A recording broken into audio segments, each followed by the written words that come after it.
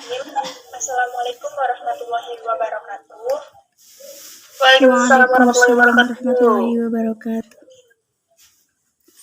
Yang terhormat Ketua Karang Taruna Tunas Harapan beserta jajarannya dan rekan-rekan yang berbahagia. Marilah kita panjatkan kepada Allah SWT karena telah memberikan rahmat kesehatan sehingga kita dapat berkumpul di ruang publik ini. Sebelumnya perkenalkan, saya Laura Safina Salsabila sebagai moderator yang akan membantu berjalannya kegiatan sosialisasi siang hari ini. Sosialisasi kali ini mengambil tema yaitu dampak bullying terhadap lingkungan remaja. Baiklah, saya akan membacakan susunan kegiatan sosialisasi yang akan dilaksanakan hari ini. Di antaranya yaitu yang pertama ada pembukaan, kedua ada pembacaan materi, yang ketiga ada sesi tanya jawab. Selanjutnya yaitu pembacaan materi. Waktu dan tempat kami persilahkan kepada pembicara Barina Melina Sari untuk menyampaikan materinya. Silakan kepada Barina.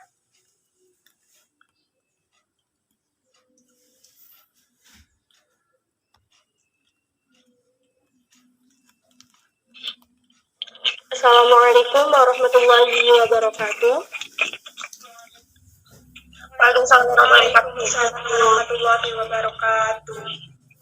Innal hamdalillah nahmaduhu wa nasta'inuhu wa nastaghfiruh wa na'udzu billahi min syururi anfusina wa min sayyiati a'malina may yahdihillahu fala mudilla lahu wa may yudlil fala hadiyalah. Asyhadu an la ilaha illallah wa anna Muhammadar Rasulullah wa ista'adzana rabbukum la in syakartum la azidannakum wa la in kafartum inna 'adzabi lasyadid. Al-ayat sadaqallahul azim. Yang terhormat Ketua Karang Taruna Tunas Harapan beserta jajarannya dan rekan-rekan yang berbahagia.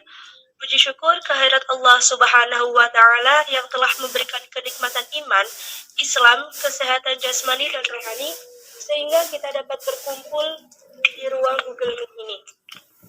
Kedua kalinya, sholawat ma'assalam kita curahkan kepada insan suci yang kesuciannya disucikan oleh Zat yang Maha Suci, dan insan agung yang keagungannya diagungkan oleh Zat yang Maha Agung, dan insan mulia yang kemuliaannya dimuliakan oleh Zat yang Maha Mulia, tidak lain dan tidak bukan Nabi akhiruz zaman Nabi Muhammad SAW.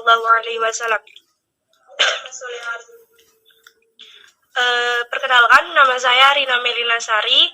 Di sini kami akan mensosialisasikan dampak bullying terhadap lingkungan remaja. Bisa di next untuk share screen-nya.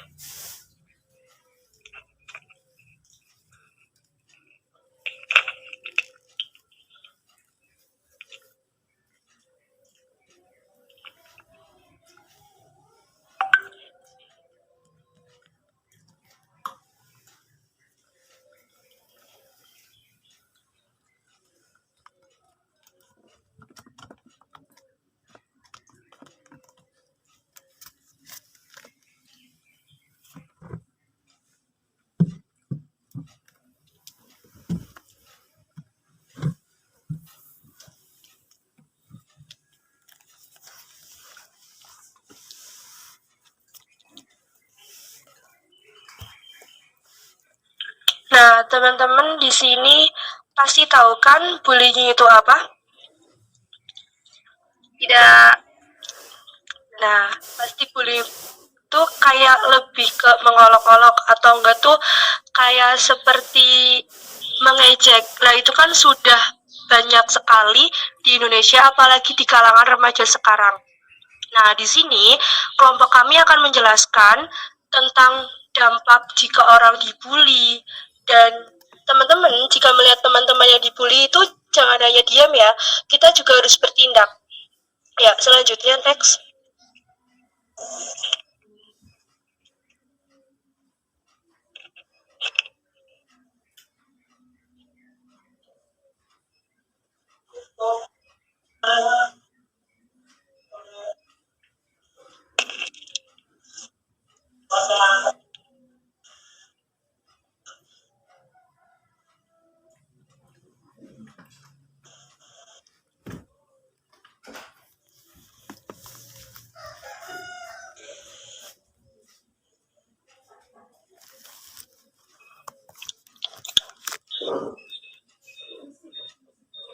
Nah, teman-teman tahu nggak sih dampak dari kasus bullying itu?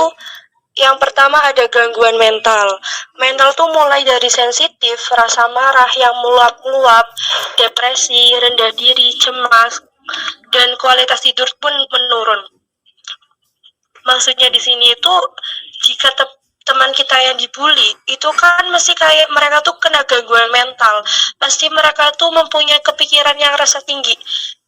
Semisal kita dibully sama teman, padahal itu misal kita itu dibully tentang fisik, padahal kita itu kelebihannya bukan di fisik, tapi mungkin kelebihan kita tuh ada di otak, tapi fisik mereka itu kena dan mental mereka pun kena, dan mereka itu bisa menggunakan obat-obatan terlarang, kayak udah mulai depresi, dan mereka tuh kayak aku tuh kayak nggak punya teman, dan akhirnya mereka menggunakan obat-obatan terlarang.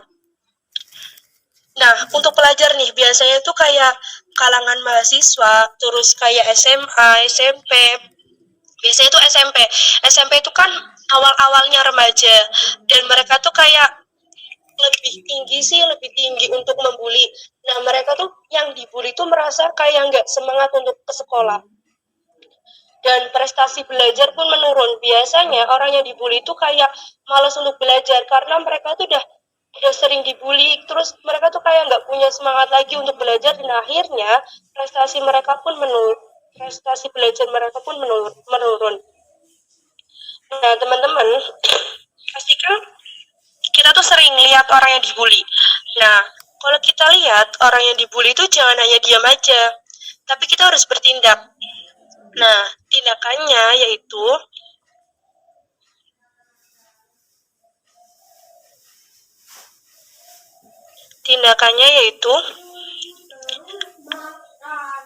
tetap percaya diri. Maksudnya percaya diri itu kita tuh harus menolong mereka dengan percaya diri dan berani. Jangan hanya kayak udah, tapi kita harus bertindak sedemikian rupa. Nah, selanjutnya jika emang bertindak itu nggak ada nggak dihiraukan, kita harus simpan semua bukti. Bullying bisa dilaporkan kepada pihak yang berwajib. Semisal kita di sekolah, kita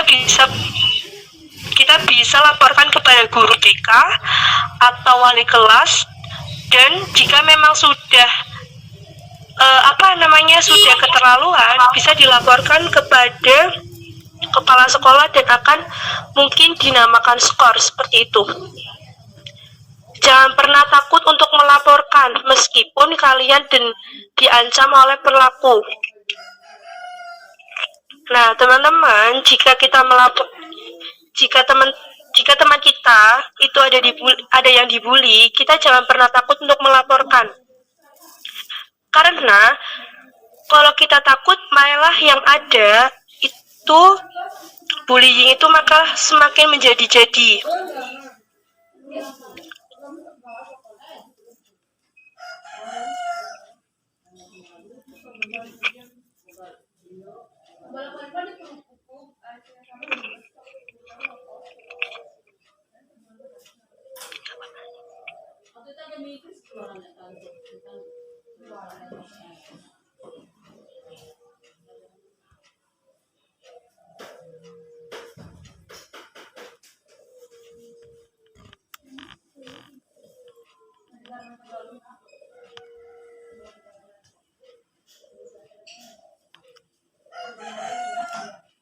Untuk rekan-rekan semuanya, mohon bersabar ya. Di sini ada kesalahan teknik sebentar. Mohon maaf.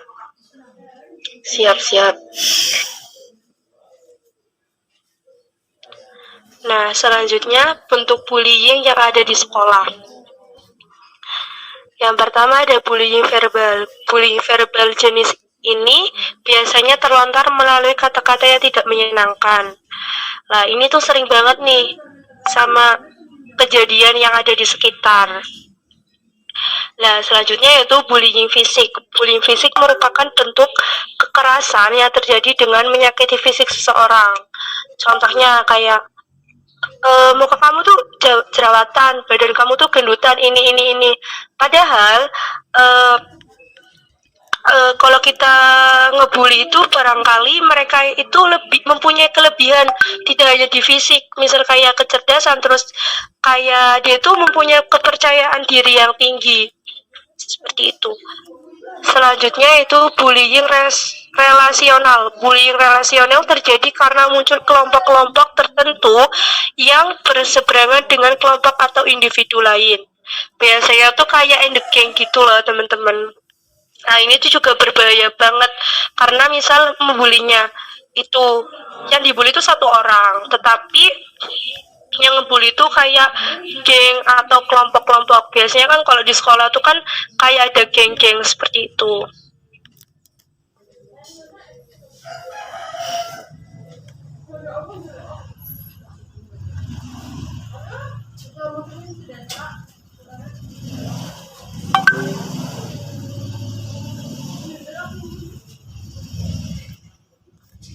Nah, teman-teman, dari kelompok kami akan menayangkan sebuah video.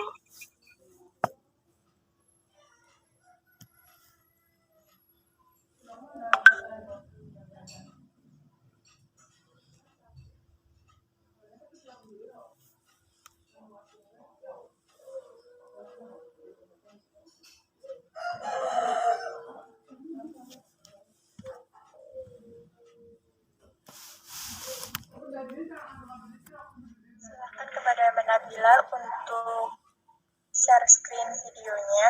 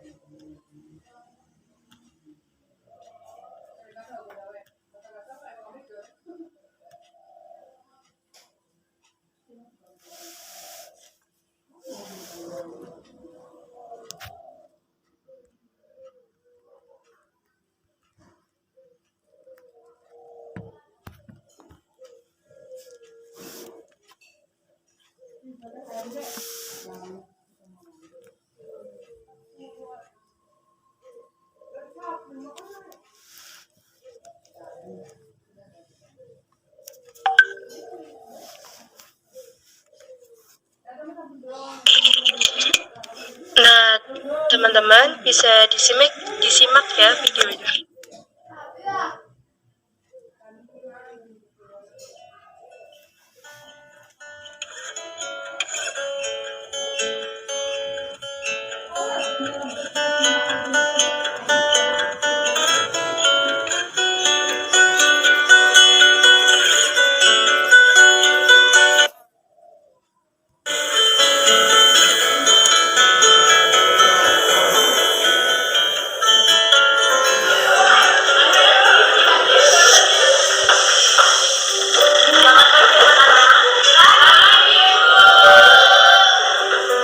Kenalkan, ini teman baru kalian, namanya Joko. Joko, perkenalkan diri kamu.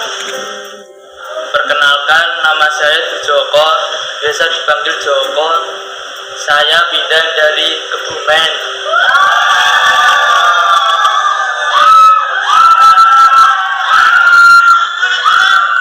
Joko, silakan duduk di samping Nasri. Ya, Bu.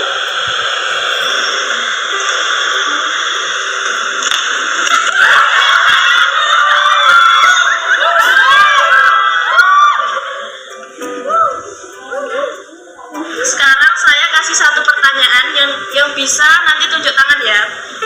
Sebutkan contoh pasal yang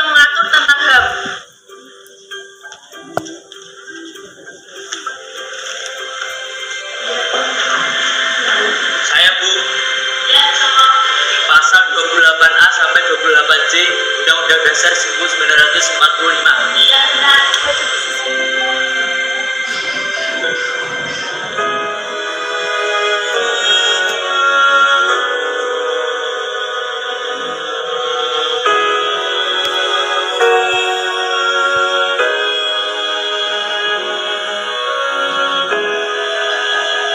Yaitu belnya sudah berbunyi, kalian bisa pulang hati-hati di jalan.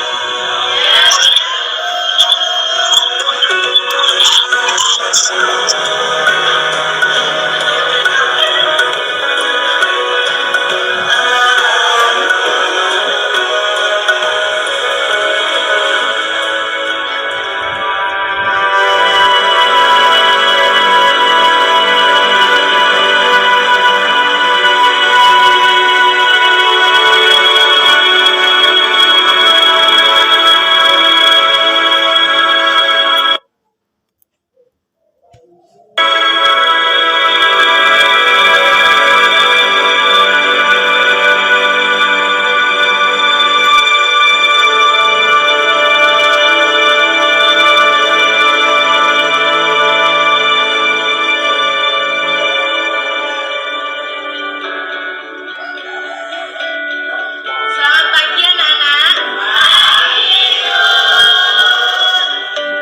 Ya, kali ini guru mau memberi tugas. Terus tugasnya kan kelompok-kelompok. Jadi kalian satu kelompok 3 ya, cari ya. Yaitu yang masih 2 jadi 3 ya nak. Ya.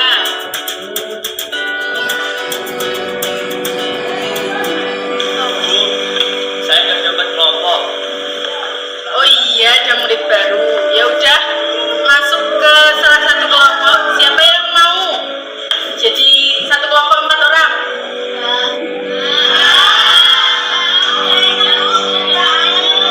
Ya udah, sama yang laki-laki aja ya nak.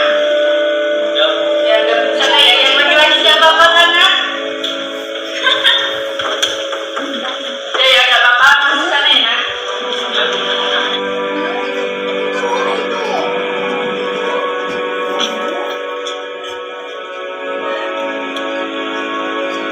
kita masuk yang ini saya lu.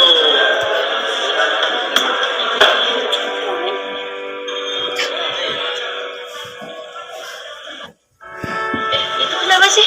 Kok kayak gitu? Kasihan tau. Ya mereka jahat banget sih sama temannya sendiri. Apa itu aneh? Murid baru? Kayaknya iya deh. Yuk kita laporin ke PK aja. Yaudah itu kita laporin ke PK aja. Yaudah.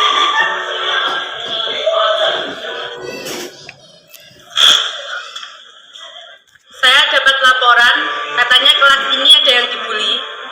Apakah benar anak-anak?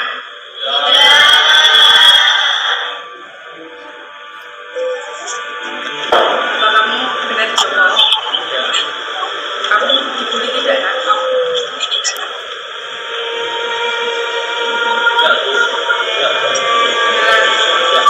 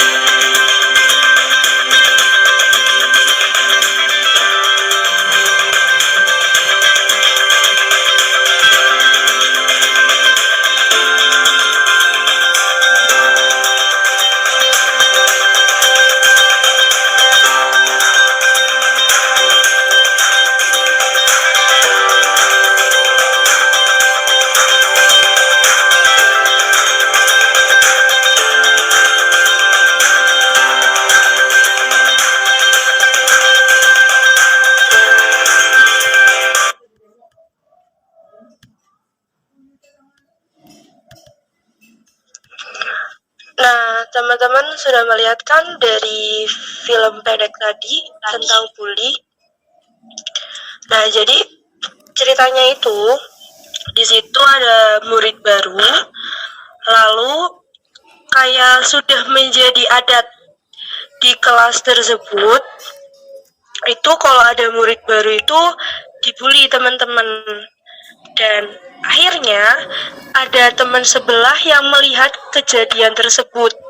Lalu teman sebelah kelas, berarti kelas sebelah itu melaporkan kepada guru BK, lalu guru BK mengarahkan kepada kelas tersebut, kayak biar jangan ngebully. Kan teman-teman tahu sendiri kan bahwa bullying itu adalah hal yang tidak baik dicontoh, seperti itu.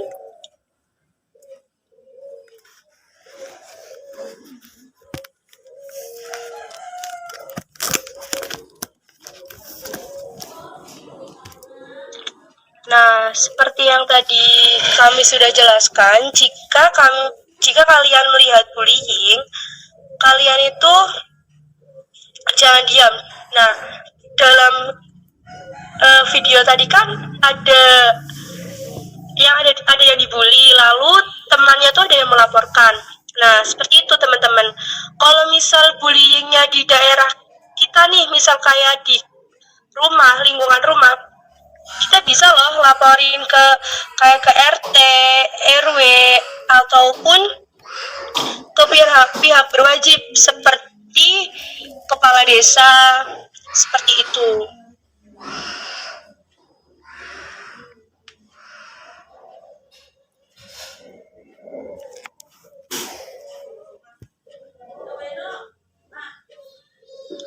Kurang lebihnya seperti itu. Jika ada kebenaran datangnya dari Allah, dan jika ada kesalahan datangnya dari saya sendiri. Jika teman-teman ada yang ingin bertanya, silahkan. Ya baik, kepada Mbak Rina Melina Sari, terima kasih atas paparannya yang begitu menarik dan semoga dapat memperkaya wawasan kita semua. Amin ya rabbal alamin. Amin. Kita masuk pada sesi tanya jawab. Saya persilakan kepada rekan-rekan yang ingin bertanya.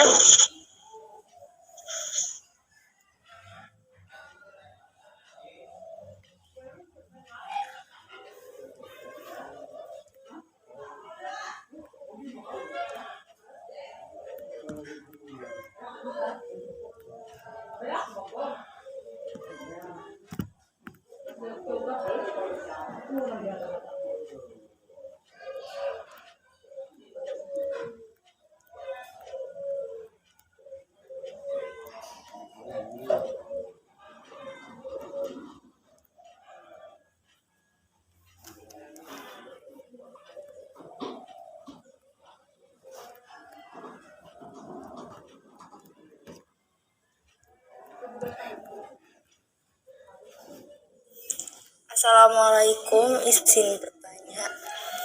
Ya silakan Mbak, sebutkan namanya ya. Perkenalkan, nama saya Anggi Wulan Suci. Saya ingin bertanya, apa yang bisa dilakukan oleh kita, misal pelaku bullying pada anak baru sadar ketika sudah terjadi karena proses belajar komunikasi asertif yang belum mahir. Lalu apa yang harus dilakukan untuk menetralisir keadaan? Lalu jika kita sebagai penonton dan yang melakukan adalah orang terdekat, suami, istri, atau orang tua kita, apa yang bisa kita lakukan untuk memberikan pemahaman pada anak dan pada pelaku? Sekian, terima kasih. Wassalamualaikum warahmatullahi wabarakatuh. Waalaikumsalam warahmatullahi wabarakatuh. Silakan kepada penanya selanjutnya.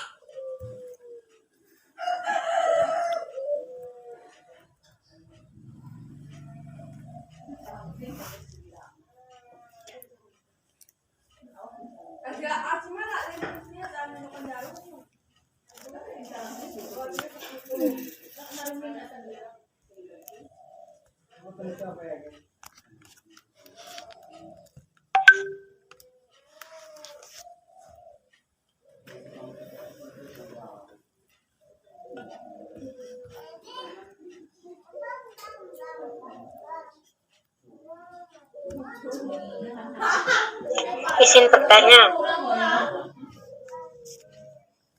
Iya, silakan.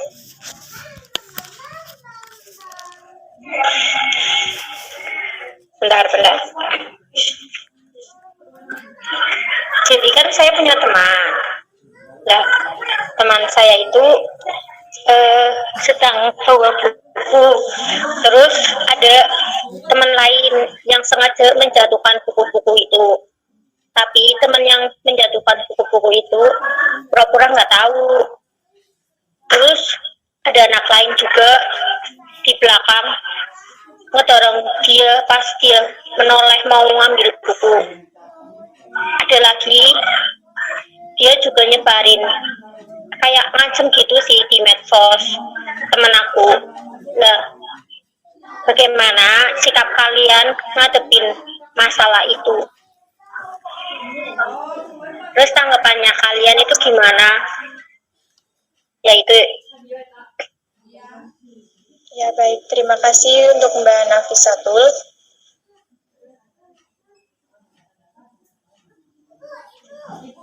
Baik, 2 pertanyaan ditampung. Selanjutnya saya serahkan kepada pemateri untuk menjawab pertanyaan dari penanya. Silakan untuk Mbak Rina Meganisari. ya,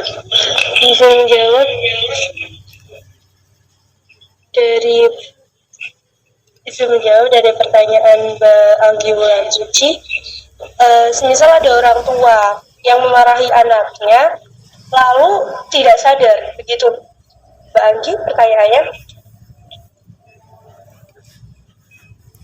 Ya, betul begitu.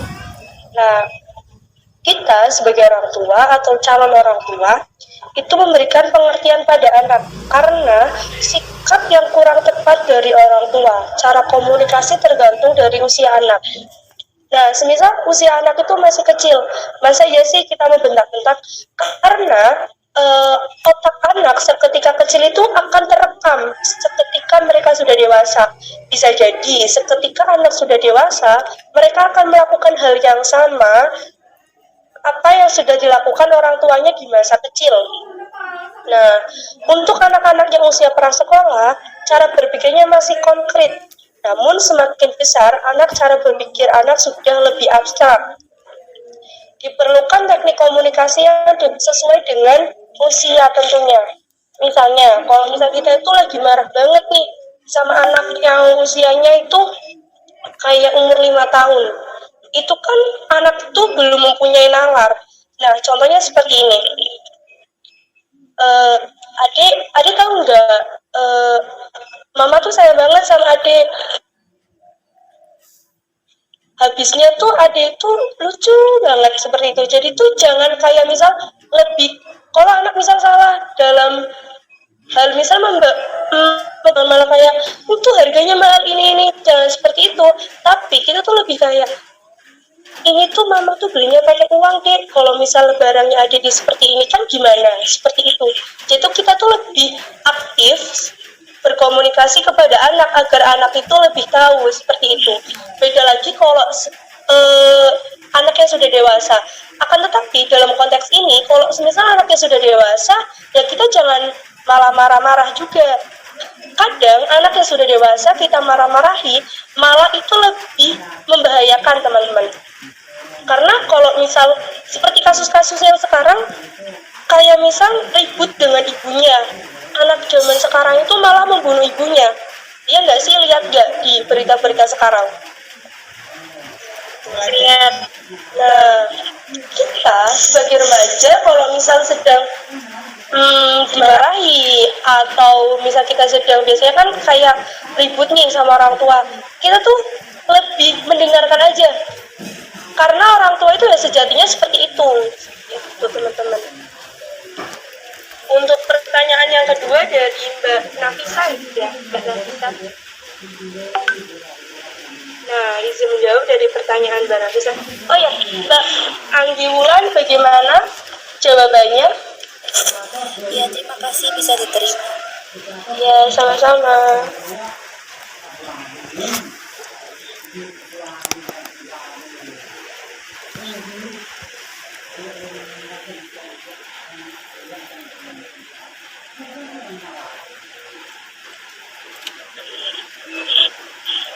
Nah, caranya itu kalau misal ada yang dibully, situasinya makin parah, terus kayak ngancem di sosial media, itu kita harus gimana?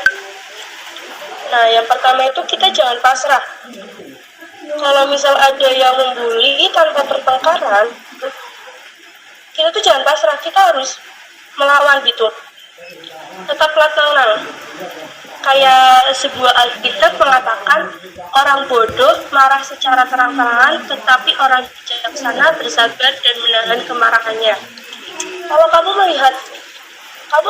kelihatan tenang, walaupun sebenarnya kamu tuh takut atau marah, si pembuli mungkin akan malas membuli. Iya nggak sih? Kalau misal kayak dibully, terus kita kayak santai aja, ya udahlah, ngapain kita ngelawan gitu. Itu tuh pasti kayak capek gitu loh si pembuli itu. Jadi kayak, dia nggak asik nih, dibully tuh nggak ngelawan. Nah kayak gitu, nah itu bisa menjadi bahan kita teman-teman. Kalau misal kita itu dibully, itu kita tetap santai, tetap kalem, walaupun hati kita itu marah.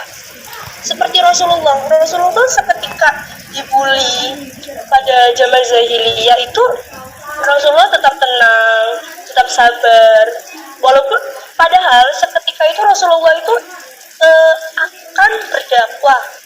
Lalu Rasulullah itu dilempari kotoran unta.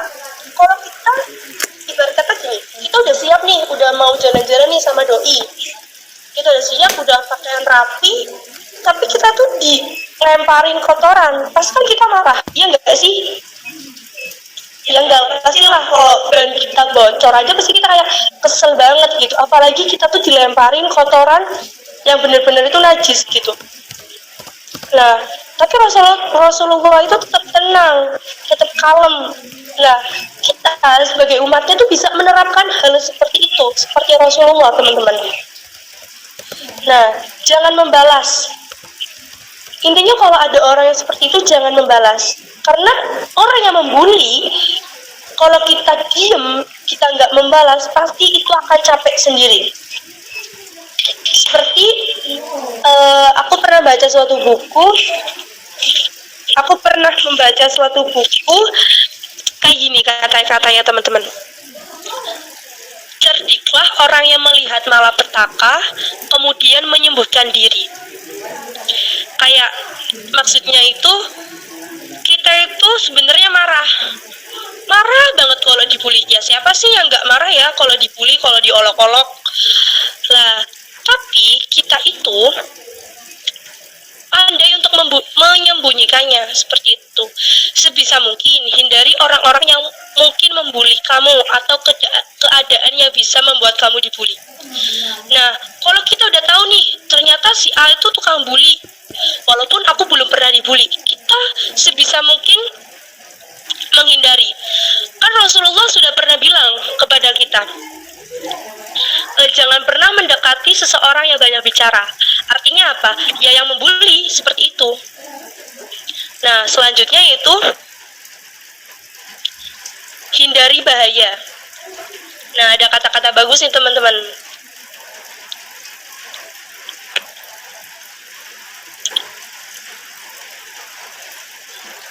Nah, selanjutnya itu tanggapi dengan santai atau bercanda. Nah, misal nih, kadang kan ada orang yang misal kayak gini, ih gendut banget sih, kayak gitu, ih jerawatan sih, kayak gitu. Nah, kita tuh jawabnya tuh dengan santai dan bercanda, kayak gini. Misal ada orang yang bilang, ih gendut banget sih, iya kan aku doyan makan, kayak gitu, bukan doyan ngomongin orang, kayak gitu. Misal, tapi konteksnya ya jangan seperti itu sekali, karena kan barangkali walaupun mereka omongannya nggak difilter, seenggaknya kita juga itu jangan, Intinya gini teman-teman, jangan pernah menjadi orang yang lebih rendah dari orang yang pembuli. Orang yang bully itu kan rendah. Ibarat kata apa? Sebenarnya tuh dia tuh nggak mampu seperti kita, tapi dia itu kayak mengolok-olok kita. Iya nggak sih? Nah kayak misal kayak ranknya 1 terus, padahal tuh hasilnya kayak gini. Padahal dia tuh nggak mampu, tapi dia tuh pura-pura membuli kita seperti itu. Kalau kita emas ya tetaplah jadi emas, jangan pernah berubah. Nah, ada sebuah coretan yang bagus banget kayak gini, jawaban yang lemah lembut menjauhkan kemurkaan. Jadi itu kalau misal ada orang yang membuli kita, pertama kan jangan pernah membalas, terus kita itu hindari dari bahaya itu, karena kita itu kalau misal kita membalas sama aja kita itu api dibalas api. Tapi kalau ada orang yang memberikan api, tapi balaslah dengan air. Karena orang yang seperti itu tuh kayaknya tuh dulu tuh nggak punya temen, tapi mereka itu berusaha untuk membuli seperti itu. Selanjutnya itu pergi menjauh. Kalau misal ada orang yang membuli kita, nggak usah dipikirin. Kita itu cari tempat yang membuat kita aman dan nyaman. Selanjutnya, ceritakan kepada orang lain. Kalau misal kita tuh kayak ngerasa, aku tuh nggak kuat, aku harus gimana sih? Nah, kita tuh bisa cerita kepada orang lain yang menurut kita tuh dipercaya, seperti itu. Bagaimana Mbak Nafisatun?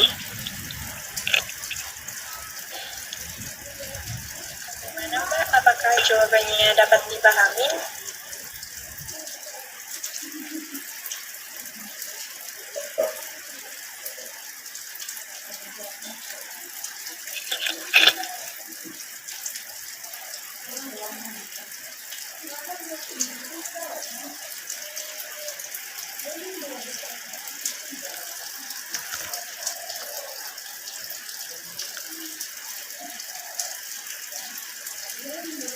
Ya mungkin Mbak Nafisanya ada kendala ya di sana.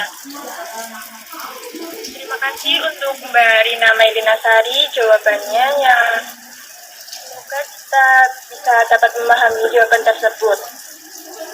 Hadirin sekalian, demikianlah acara sosialisasi kali ini yang membahas dampak bullying terhadap lingkungan remaja. Sebelum sesi ini kita akhiri, saya akan mencoba menyimpulkan hasil sosialisasi kali ini. Bullying tidak baik untuk diterapkan dalam kehidupan sehari-hari. Sebaiknya kita menghindari hal tersebut dengan cara melakukan hal-hal yang positif, seperti mengikuti seminar, sosialisasi yang seperti ini, dan mengikuti pelatihan untuk menambah wawasan kita. Seperti tadi yang sudah dikatakan oleh Mbak Rina, emas tetaplah menjadi emas. Para hadirin sekalian, sekali lagi saya ucapkan terima kasih kepada pemateri dan juga seluruh hadirin yang telah berpartisipasi dalam kegiatan sosialisasi kali ini. Akhir kata, saya selaku moderator undur diri. Semoga kita dapat bertemu kembali dalam sosialisasi lainnya. Terima kasih. Wabillahi taufiq wal hidayah. Wassalamualaikum warahmatullahi wabarakatuh.